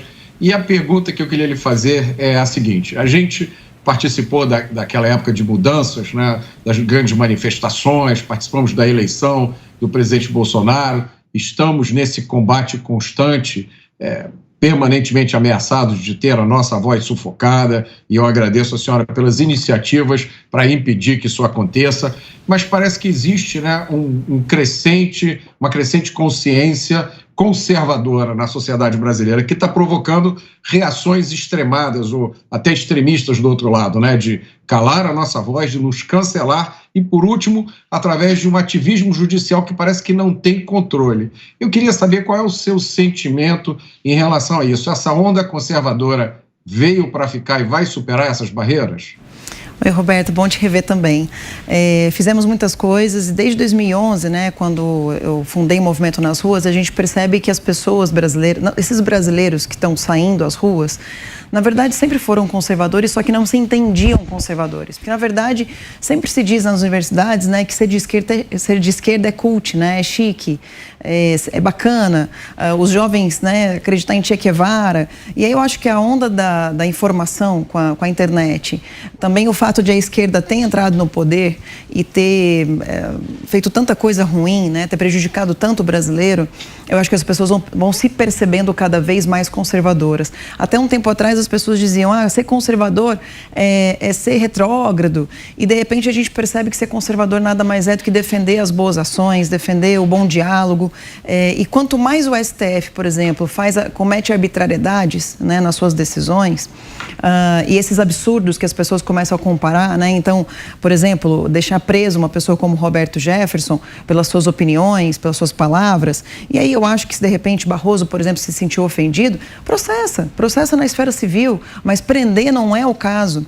E aí, quando você vê uma pessoa como Roberto Jefferson preso porque falou mal do Barroso, eventualmente do Alexandre de Moraes, e de outro lado, o Lula, por exemplo, solto, né, não combina. Então, Janot, por exemplo, que falou que tinha vontade de dar um tiro no Gilmar Mendes, também ali solto. Quer dizer, por que que pessoas da esquerda, e acredito que tenham que estar soltas, tá? Não é que eu quero que prendam os de esquerda, não, muito pelo contrário. Inclusive, meu PL, o PL com o qual eu tive a ideia, né, que divido a autoria com 71 deputados, ele diz o seguinte: independente de lado, é um fato, né, essas acusações perante suas liberdades constitucionais que foram cerceadas de vários cidadãos, e num determinado período, então de 2019 até agora, até pretendem um pouco estender esse prazo por conta da cassação do Francisquini, que também não foi boa, né? Assim, não foi justa. Então esse tipo de injustiça de pegar pessoas de direita sem foro privilegiado e com toda a força para cima deles, e ao mesmo tempo pessoas de esquerda que fazem exatamente a mesma coisa, Valdir Domos, por exemplo, que pediu para fechar o STF, disse que o STF tinha que ser fechado, né? Essas pessoas não acontece nada com eles. Então, quando as pessoas veem esses dois pesos e as duas medidas, fica muito claro esse autoritarismo e fica muito claro de que lado nós estamos, o lado correto da história.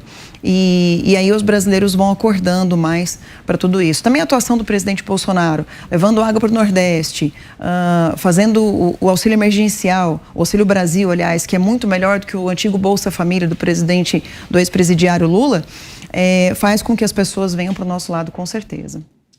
Ana Paula Henkel faz a próxima pergunta. Diga, Ana. Boa noite, deputada. Muito bom tê-la aqui novamente. Também podemos falar recentemente da procuradora lá do Maranhão, né, esfaqueando ali um boneco do presidente Bolsonaro. Aquilo poderia, obviamente, ser visto como instigar a violência, instigar um crime contra o presidente, mas aí não tem nada para ser falado, para ser tocado, é completamente ignorado. Deputada, eu queria perguntar à senhora, e aí desculpa voltar numa página que talvez possa estar um pouco distante, mas não tão distante assim, já que estamos vivendo páginas de um romance soviético no Brasil, ou até diria dessa maneira, sobre a votação na Câmara que entregou de bandeja a cabeça do deputado Daniel Silveira, que manteve o deputado preso. Eu queria voltar nesse dia, deputada, e nas consequências e o legado desse dia, porque eu acho que o que aconteceu jamais pode acontecer de novo. Uma das nossas das nossas casas legislativas, onde o povo confia o voto ali nos legisladores, eles não seguirem a Constituição e a sua prerrogativa legislativa, a sua prerrogativa constitucional.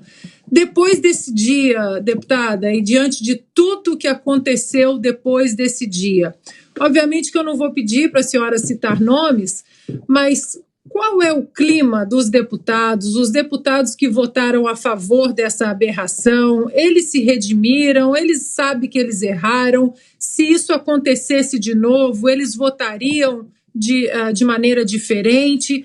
Qual o legado desse dia tão sombrio, não apenas para a casa, mas para os brasileiros? Obrigada pela pergunta, Ana. Até nos dá a chance de poder voltar nesse dia.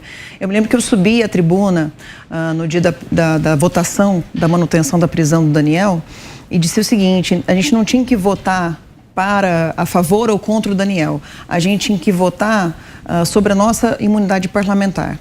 E eu teria defendido essa mesma ideia tendo sido o Daniel de esquerda ou de direita, porque o que é justo, o que é constitucional, independente de qual lado a gente está falando.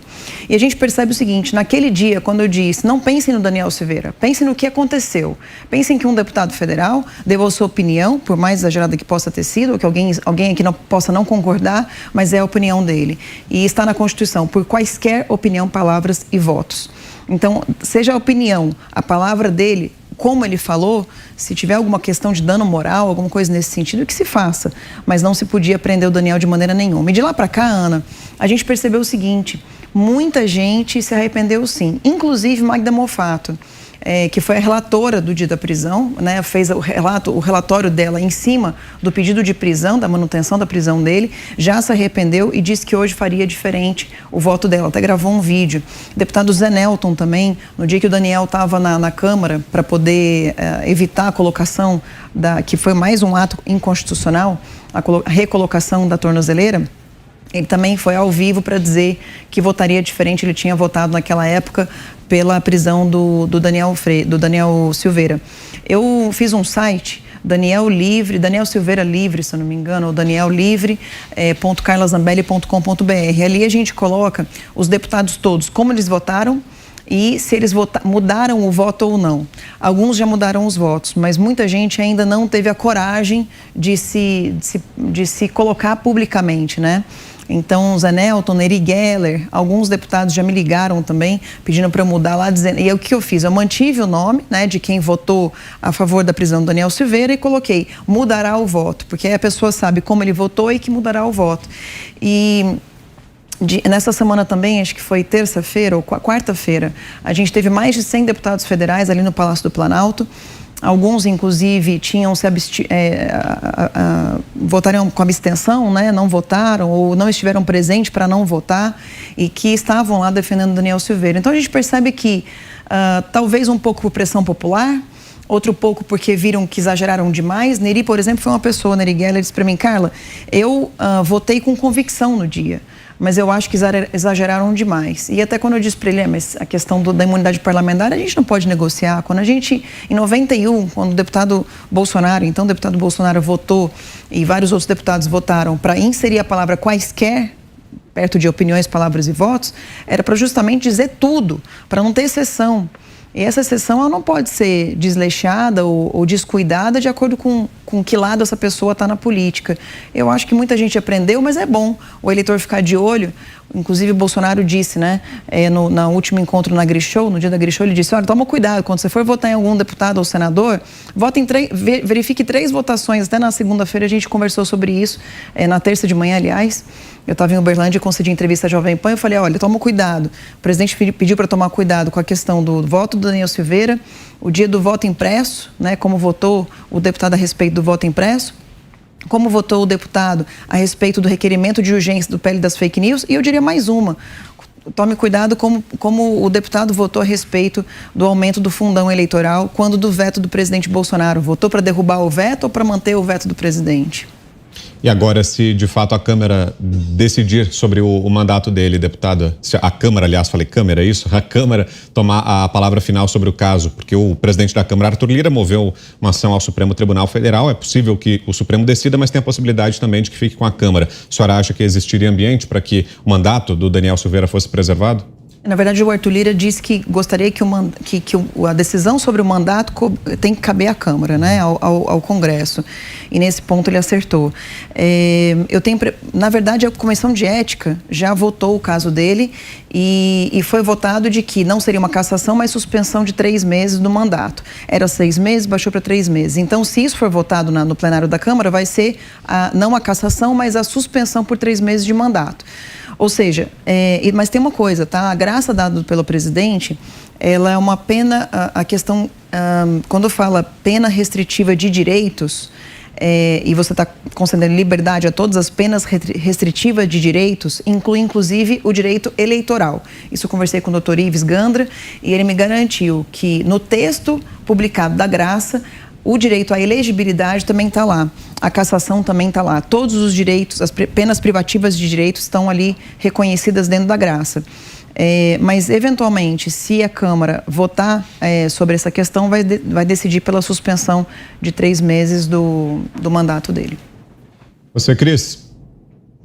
Dei uma checada aqui, primeiro, então, para confirmar o que a deputada falou aí, daniellivre.carlazambelli.com.br. Muito bom o site, a fotinho de todos os deputados, vermelhinho para quem votou, para quem vota pela prisão do deputado, e aí tem a informação também de quem vota a favor do deputado e também de quem mudou de opinião. Muito bom para nós, eleitores. E eu queria, antes de fazer a próxima pergunta, Carla, já dizer que o nosso chat está nos auxiliando aqui com a informação. Curitiba vai ser no Centro Cívico, Maceió, Campo Grande, Aracaju, Belém, Recife, em frente à Padaria Boa Viagem, 14 horas, Goiânia, Rio de Janeiro, no Posto 5, em Copacabana, às 10 horas, Fortaleza, Praça Portugal, às 15. E eu achei legal o pessoal do interior, Maringá, no Paraná, Uberlândia, Minas Gerais, Igrejinha, no Rio Grande do Sul, São Bernardo do Campo, São Paulo, e em Jaguaraçu, Minas Gerais, Carriata. Então, Brasil inteiro se mobilizando aí nesse 1º de maio. E todo mundo falando em liberdade, né? Você acha que essa força das ruas pode vir de alguma forma, de maneira diferente, pode ser interpretada de maneira diferente do que aquela do 7 de setembro, que também pedia liberdade? Vamos lembrar, era outro momento, era por conta dos atentados à liberdade cometidos por governadores e prefeitos nos lockdowns, mas agora vem a mesma pauta e, de novo, também havia uma cobrança para que o STF respeitasse a Constituição. Pode ser interpretada diferente, porque naquela época quem foi para a rua foi acusado de atos antidemocráticos, e mantém essa narrativa aí por quem acusava os manifestantes de atos antidemocráticos.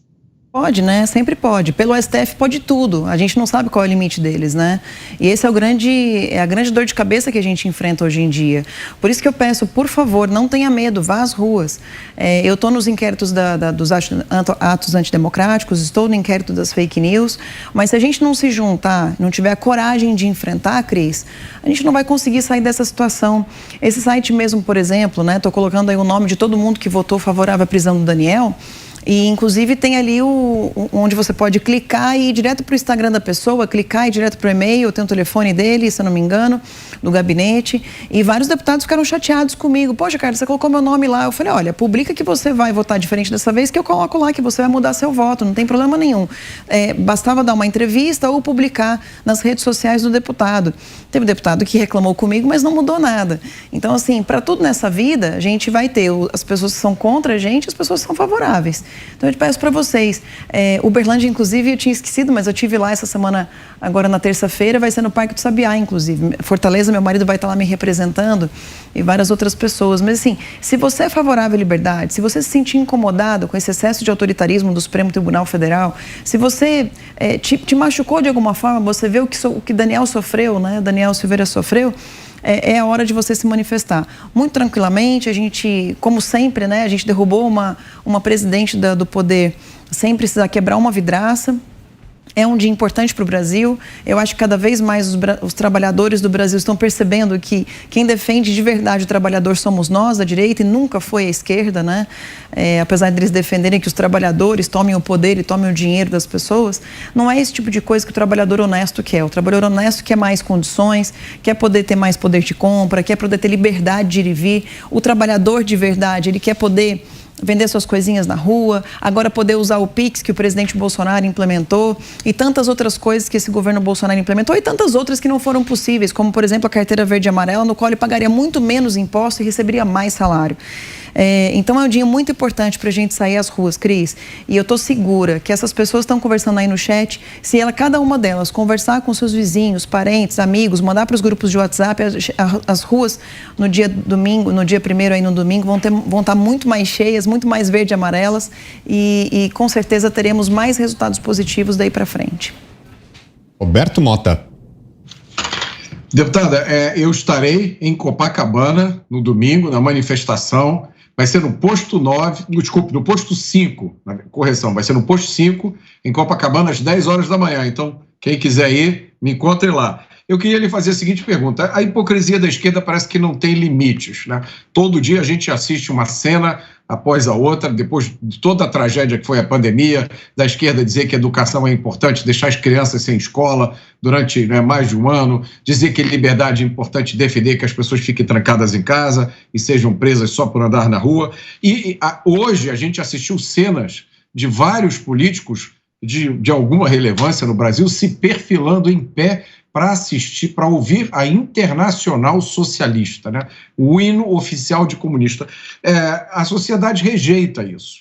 A pergunta que eu queria lhe fazer é o seguinte: como é que a senhora acha que vai ser o próximo Congresso? Ele vai corresponder melhor a esses anseios da maioria da população brasileira? Eu espero de verdade que sim, Roberto, aliás. Espero de verdade que sim. E eu, você sabe, posto 9, eu também confundi. Eu acho que teve algum vídeo que eu fiz com posto 9, vocês me perdoem, é posto 5. Mas espero que fique cheio até o posto 9, se é que ele existe. Não conheço tão bem ali, Copacabana. Eu hoje vi esse vídeo, inclusive a gente está editando um vídeo, minha equipe está editando, com o Kim Jong-un, né, na Coreia do Norte, tocando exatamente o mesmo hino na abertura de um dos seus eventos. Nós tentamos achar também na Venezuela, em Cuba e outras ditaduras, tocando o mesmo hino, e a gente sabe que toca, né, na Venezuela e em Cuba também. Não sei se o pessoal da minha equipe conseguiu encontrar, mas só o fato de ter na Coreia do Norte, que já é um bom indício do que eles querem fazer aqui no Brasil. Ainda mais com o Lula comentando ontem sobre a regulação das mídias, né, a regulação da imprensa, e que ele deveria ter feito isso, né, no outro governo dele, mas que nesse ele vai fazer com certeza. Ele só não sabe que nesse ele não vai ser eleito. Eu acho que o povo, talvez, né, vendo uma cena dessa, muita gente talvez não entenda a princípio, mas se a gente começar a dizer para eles, olha, esse é o hino do comunismo. E no comunismo não existe boa vida, né? As pessoas só vão dividir muita pobreza. No começo, talvez, quando comecem a dividir aí o dinheiro de todo mundo, mas a hora que acaba o dinheiro das pessoas mais empoderadas, né? Que tem mais dinheiro, o que vai acontecer é uma grande casta, como acontece na Venezuela agora, e muita gente, a grande maioria das pessoas, passando muita dificuldade e muita fome. Venezuela foi um dos países mais ricos do mundo e olha só a situação que eles estão agora, né? E outros países indo para o mesmo rumo, né? Argentina, Chile. E eu acho, Roberto, que cada vez mais a gente vai ver a população se informando. E através de imprensas como essa, que a Jovem Pan tem falado muito para as pessoas o seguinte: empresários estão nos assistindo agora, pensem numa coisa, coloquem na sua empresa a Jovem Pan tocando. A gente costuma ver aí futebol passando nos restaurantes, né, nas empresas. Coloca a Jovem Pan passando, deixa os seus funcionários assistirem Jovem Pan enquanto eles estão trabalhando. E aí a gente vai começar a ver a diferença da opinião das pessoas, porque muita gente ainda se informa pela imprensa, né? E não busca saber ativamente de uma informação, ela simplesmente recebe informação. Mas eu acho que cada vez mais as pessoas estão acordando. E a gente vai mostrar, inclusive, dia 1º, que mesmo não tendo muito tempo de antecedência, para vocês terem uma ideia, cada manifestação grande que a gente fez, a gente dava 3 meses de divulgação. Então, por exemplo, 13/3 de 2016, que foi a maior manifestação que a gente teve no Brasil, a gente anunciou dia 13 de dezembro de 2015. Né, que foi quando o Cunha aceitou o impeachment, dia 4 de dezembro, a gente chamou para o dia 13 de dezembro, foi um esquenta, e depois 13/3 de 2016 foi aquela grande manifestação, foram 3 meses de divulgação. Dessa vez a gente teve um pouco mais de uma semana, foi quando o presidente concedeu a graça, a gente chamou no dia 21 de abril, começaram os chamados, né? Ou seja, 10 dias aí divulgando a manifestação. E a gente só conta com imprensa como essa, como a Jovem Pan, para poder nos ajudar a chegar nas grandes massas. Ou seja, não é esperado tanta gente, mas se você estiver lá, com certeza a gente vai ter mais gente gritando por liberdade, defendendo essas opiniões. Para a gente fechar, então, essa nossa conversa com a deputada Carla Zambelli, mais uma pergunta sua, Ana, por favor. Deputada, bom, primeiro para nossa audiência, o site está aí na nossa tela, daniellivre.carlazambelli, com 2 L's.com.br. Nesse site, então, nós conseguimos ver, não é isso, deputada, como cada deputado votou ali na absurda inconstitucionalidade do STF em prender o deputado Daniel Silveira, e ali então nós encontramos como cada deputado votou e se ele se arrependeu ou não. Então é uma iniciativa fantástica. Deputada, na verdade são 2 perguntas em uma, já que o nosso tempo está se esgotando. A primeira é que em 7 de setembro nós vimos que as manifestações, uma das pautas das manifestações do último 7 de setembro foi exatamente o respeito à nossa Constituição. Desde setembro nós vimos que mesmo a população pedindo, o STF ignorou a nossa Constituição. A primeira pergunta para a senhora é a seguinte: nos bastidores, a senhora acha que existe algum ministro constrangido com tudo isso que está acontecendo? Ou eles são os ungidos mesmo, estão se sentindo que são donos do Brasil e podem interpretar e inventar artigos da Constituição? E se a senhora acha que eles continuarão esticando a corda no caso da graça presidencial ao deputado? Eu ia te dizer o seguinte, Ana, a gente só